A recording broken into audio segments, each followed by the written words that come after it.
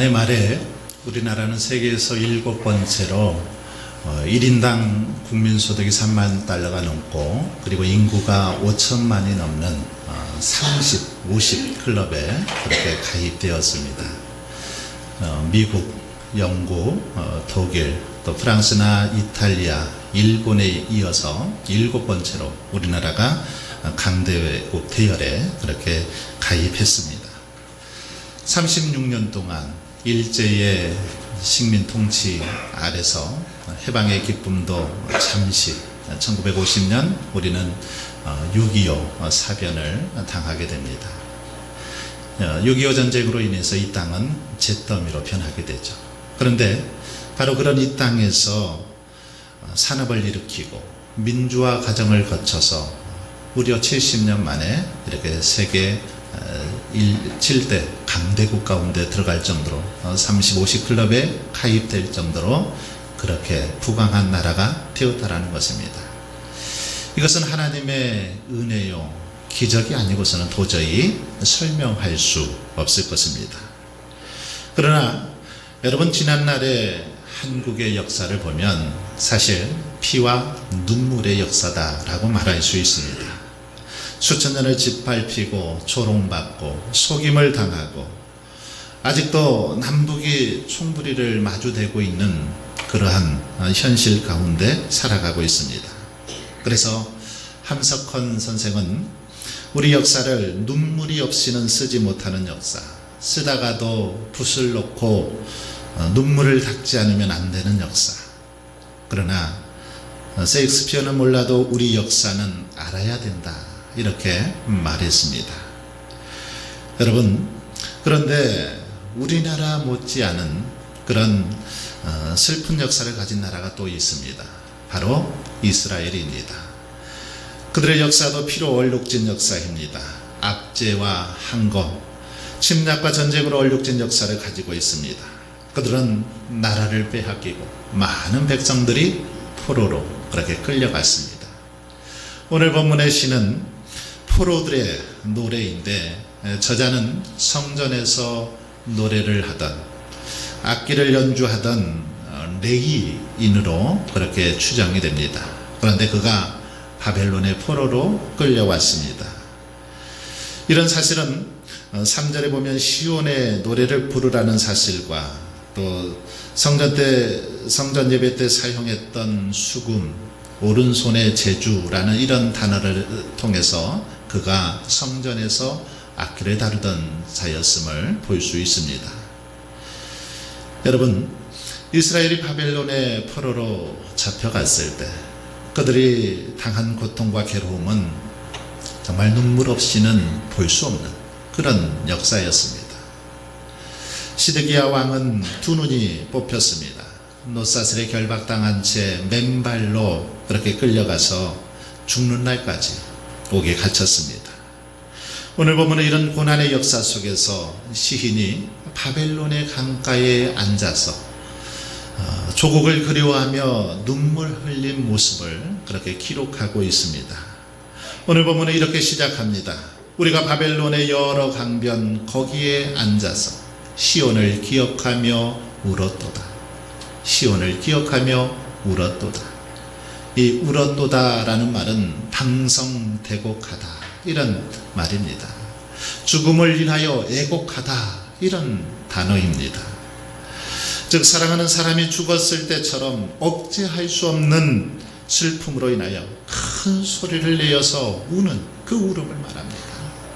조국을 그리워하면서 이렇게 큰 소리를 내서 방성대곡하며 슬퍼하며 눈물 흘렸다라는 것입니다. 여러분, 우리가 살아가면서 우리는 많은 눈물을 흘립니다. 어린아이는 배가 고파서 눈물을 흘립니다. 청년이 되면 사랑 때문에 눈물 흘리기도 합니다. 가정을 이루게 되면 가족들을 부양하기 위해서 눈물 흘려야 할 때가 많이 있습니다. 사랑하는 부모님을 잃고 눈물을 흘리기도 하고 배우자를 잃어서 눈물 흘릴 때가 있더라는 것입니다. 성경에 보면 예수님은 33년의 짧은 생애를 사셨지만 3번 우셨다라는 기록이 성경에 나와 있습니다. 제일 먼저 언제 우셨습니까? 바로 그 나사로가 죽었을 때 마르다와 마리아가 슬퍼하는 모습을 보면서 예수님께서는 슬피 우셨습니다. 남의 아픔을 내 아픔으로 여기고 남의 슬픔을 내 슬픔으로 여기며 흘리는 그런 동정 어린 눈물이었다라고 말할 수 있습니다. 두 번째는 멸망당할 예루살렘 성을 보고 주님은 눈물 흘리셨습니다. 예수님이 예루살렘 성을 보고 눈물 흘리신 이유는 예루살렘이 자신의 고난의 장소이며 죽임을 당할 장소임을 아셨기 때문입니다. 장차 예루살렘이 심판을 받을 것을 아셨기 때문에 그 성을 보고 우셨다라는 것입니다. 세 번째로 주님은 겟세마네 동산에서 십자가를 지기 위해서 기도하시면서 눈물 흘리셨음을 볼 수 있습니다. 이것은 바로 사명을 감당하기 위한 눈물이었습니다. 하나님께서 맡겨주신 이 십자가의 사명을 감당하기 위해서 흘리신 눈물이었다라는 것입니다. 여러분, 사명에는 아픔과 눈물이 따릅니다. 부모이기 때문에 울어야 하고 지도자이기 때문에 눈물을 흘려야 할 때가 많이 있더라는 것입니다. 눈물은 결코 약자의 감정이 아닙니다. 눈물이란 고귀한 감정의 표현입니다. 그 눈물에는 사랑이 담겨 있고 사명과 용서, 기쁨과 행복의 감정이 담겨 있는 게 바로 눈물입니다. 여러분, 오늘 우리가 사는 세상은 점점 각박하고 메말라져서 눈물이 사라진 그런 시대입니다. 성경은 눈물로 씨를 뿌리는 자는 기쁨으로 단을 거두리로다, 그렇게 말씀하셨는데 오늘 우리 시대는 눈물을 흘리려 하지 않습니다. 눈물이 사라졌습니다. 사명을 감당하기 위해서, 교회를 위해서 눈물을 흘려야 하는데 그 눈물이 사라져 버렸다라는 것입니다. 가족과 이웃을 위해서 눈물 흘리려 하지 않다라는 것입니다. 한번 이 시간 조용히 우리의 모습을 생각해 보십시오. 과연 여러분은 최근에 언제 눈물 흘리셨습니까? 무엇 때문에 눈물 흘리셨습니까? 오늘 본문 1절에 보면 저자는 시온을 기억하며 울었다라고 그렇게 고백합니다. 시온을 기억하며 울었다. 왜 시온을 기억하며 눈물을 흘렸을까요? 왜 그렇습니까? 그것은 자유롭게 하나님을 예배하지 못하는 지금의 현실 때문에 눈물 흘린 것입니다. 시온에서 마음껏 예배하던 때를 생각하다 보니까 지금은 그렇지 않은 모습 때문에 눈물 흘렸다라는 것입니다. 이전에는 성전에 모여서 마음껏 하나님을 예배하고 찬양할 수 있었는데 지금은 포로로 끌려와서 자유를 잃어버리고 하나님 앞에 예배 드릴 수 없는 그 처지 때문에, 형편 때문에 눈물 흘리고 있다라는 것입니다.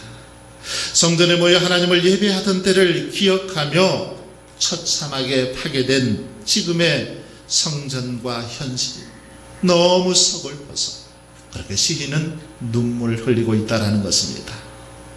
그래서 시인은 자괴감에 빠져서 자책하며 그렇게 펑펑 눈물을 흘리고 있습니다. 여러분, 사실 이스라엘은 그동안 자유롭게 하나님을 예배하고 경배하는 것이 얼마나 큰 축복이요 은혜인지를 깨닫지 못했습니다. 오히려 그들은 그것을 짐으로 여기고 심지어 억지로 해야만 하는 의무로 그렇게 여기기도 했습니다. 그러나 정작 그 은혜의 자리를 박탈당하고 포로로 끌려와서 지금 그런 상태를 보니까 비로소 그때 마음껏 하나님을 예배하고 섬길 수 있었던 것이 얼마나 큰 은혜요 축복인지를 깨닫게 되었다라는 것입니다. 그것을 소홀히 하고 경시했던 자신들의 죄가 얼마나 큰 것이었는지 이제서야 비로소 알게 되었다라는 것입니다. 포로로 끌려가 바벨론 강가에 앉아서 통곡하는 처지에 놓이고 나서야 베풀어 주신 하나님의 은혜가 얼마나 큰지, 하나님을 예배하고 섬기는 것이 얼마나 귀한 것인지를 깨닫게 되었다라는 것입니다. 여러분, 그런데 오늘 우리의 모습은 어떻습니까?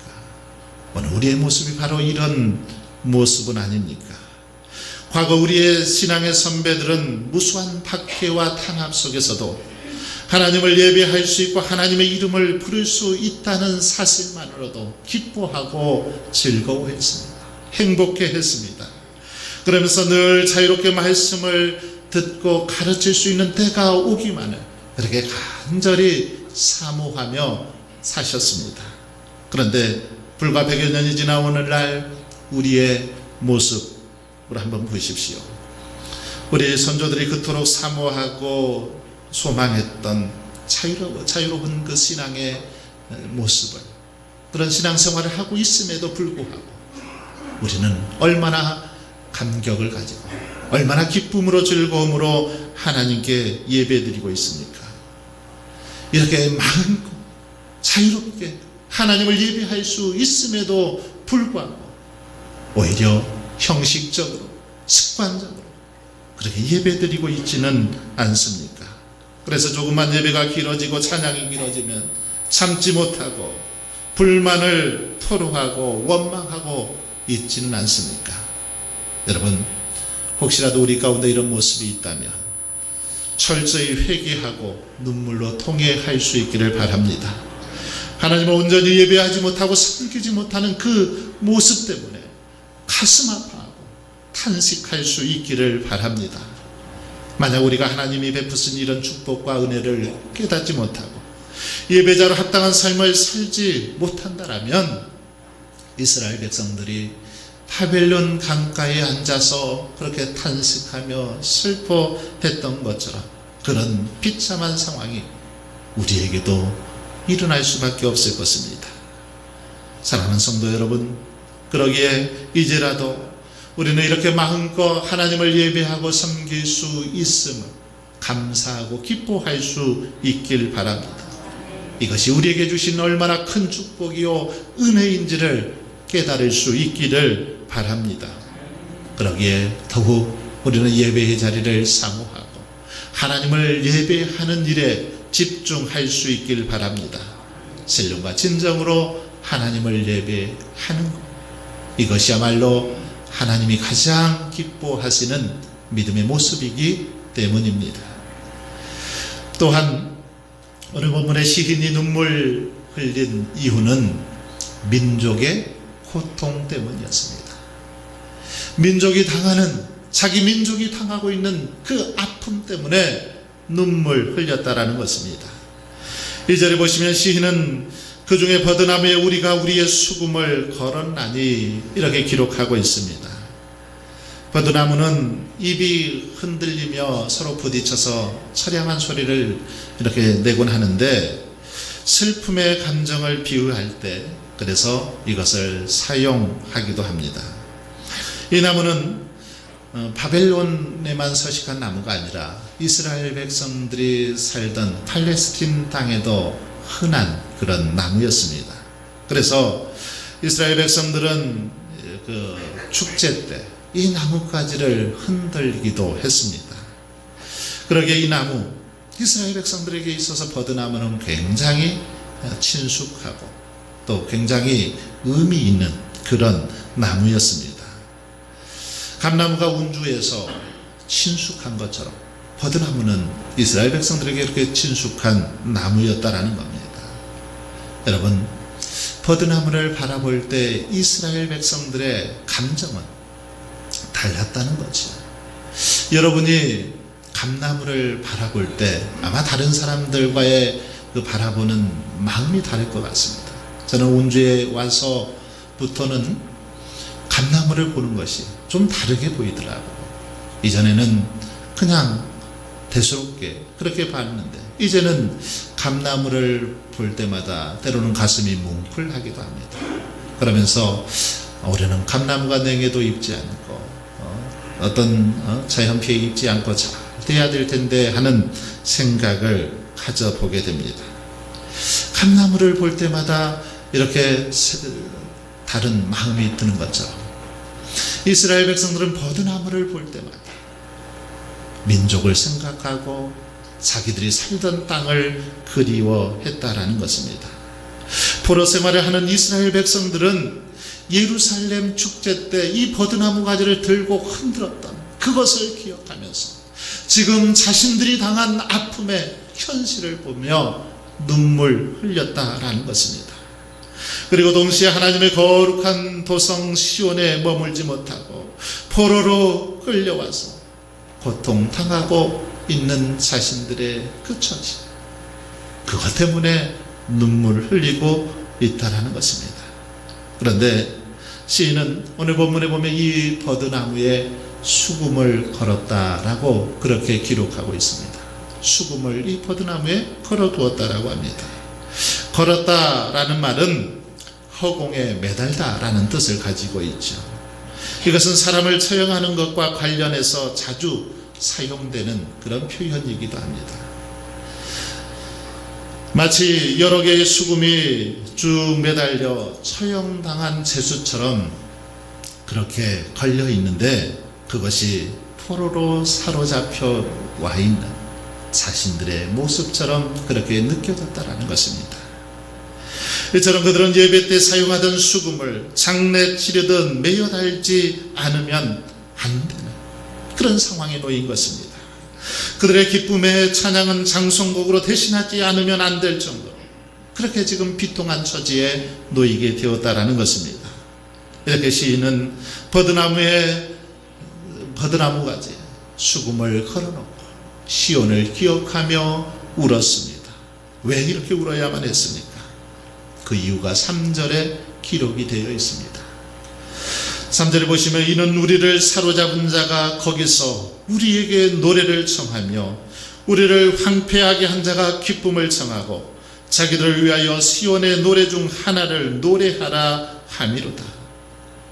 시온에서 하나님을 위해서만 올려드려야 할 찬양을 하나님을 무시하고 조롱하는 대적들이 자기들의 흥을 돋우기 위해서 노래하라는 것입니다. 자기들의 흥을 돋우기 위해서 수금을 연주하라는 것입니다. 이것이 바로 나라 잃은 자들의 고통입니다. 아픔이죠. 나라를 빼앗기고 나니까 이제 지금 이런 신세가 되었다라는 것입니다.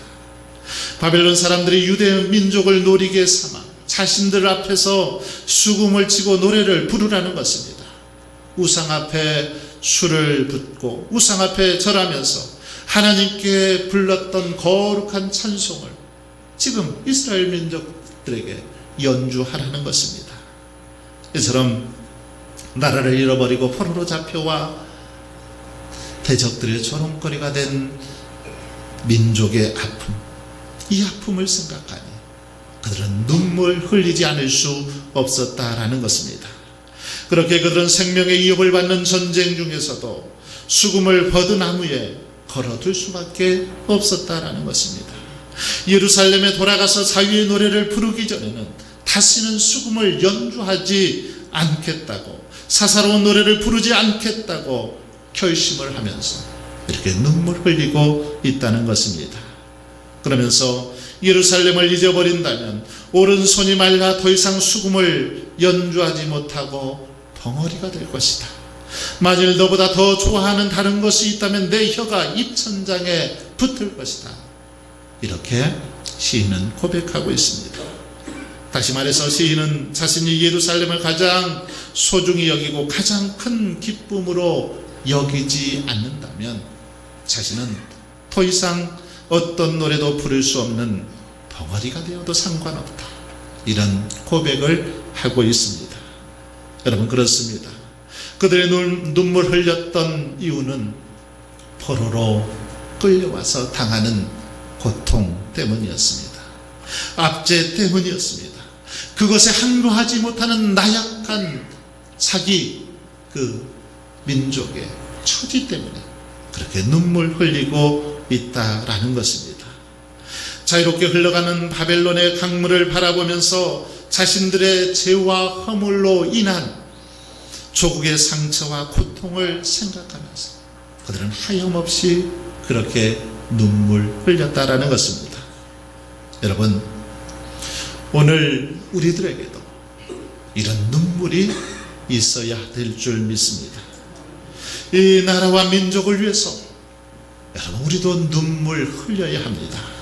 우리는 왜 하나가 되지 못하는 것일까? 남북은 왜 아직도 여전히 하나 되지 못하고 총뿌리를 마주하고 있는가에 대해서 눈물 흘려야 됩니다. 진보와 보수, 가진 자와 가지지 못한 자들 간의 갈등의 골이 깊어가고 양극화는 갈수록 심화되고 있는 이유에 대해서 우리는 눈물 흘려야 된다는 것입니다. 왜 이런 문제들이 여전히 해결되지 못하고 계속되고 있는지 탄식하고 눈물 흘려야 한다는 것입니다.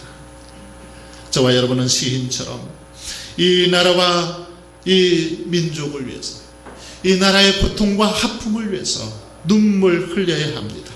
제단에 엎드려 간절히 간구해야 된다는 것입니다. 국민은 생각하지 않고 당량만 따지는 정치인들, 갈수록 심화되는 이기주의, 가진 자들에 의한 여전한 폭거, 10대들의 무차별한 그 폭행 치사 사건, 불의하고 강박한 이 땅의 모든 현실을 바라보면서, 이 땅을 바라보면서 우리는 눈물 흘려야 합니다. 이스라엘의 지도자 모세는 애굽의 압제를 받는 그 민족을 생각하면 그는 궁궐에서 기름진 음식을 먹는 것이 어쩌면 모래알처럼 그렇게 느껴졌을 것입니다. 애굽의 채찍에 고역당하는 이스라엘을 생각하면 자기가 누리는 푸기, 이것은 가시방석이었습니다. 그래서 자기 동족이 당하는, 애굽 사람들에게 당하는 그 모습을 보고 그 애굽 사람을 쳐서 땅속에 묻어버렸던 것입니다. 사랑하는 성도 여러분, 6.25 전쟁 이제 69주년을 맞이하면서 다시 한번 우리는 이 땅에 이런 아픔이 없어야 될 줄 믿습니다. 이런 아픔이 더 이상 있어서는 안 됩니다. 이 땅의 평화를 위해서, 이 땅의 번영을 위해서 기도해야 됩니다. 누가 이 나라를 생각하고 사랑하는 애국자입니까? 바로 이 나라, 이 민족을 위해서 기도하는 자들입니다.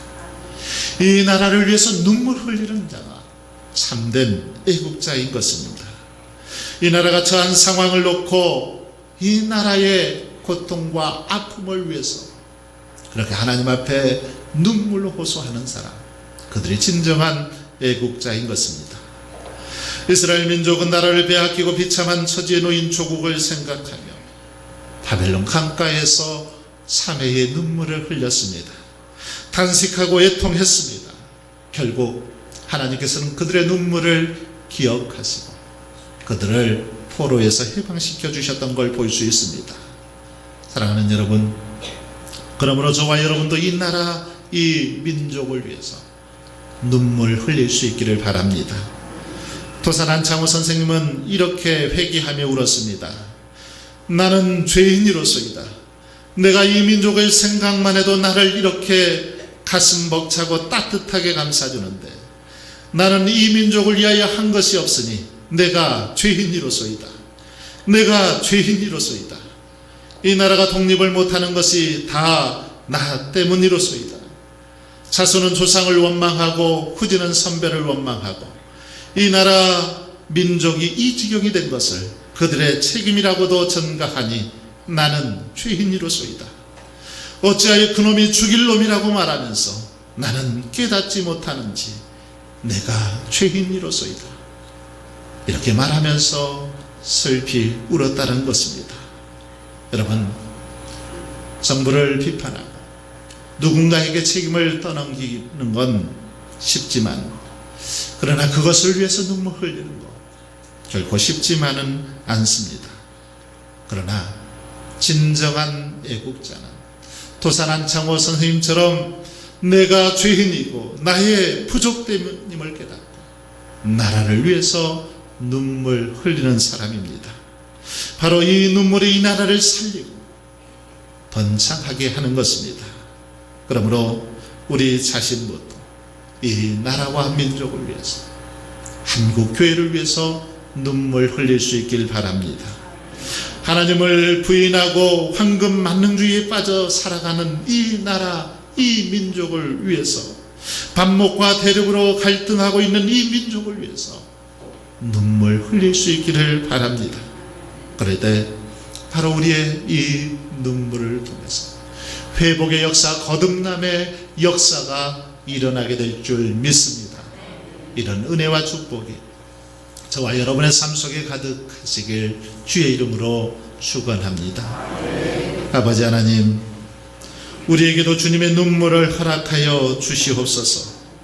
하나님은 온전히 예배하지 못하고 섬기지 못함을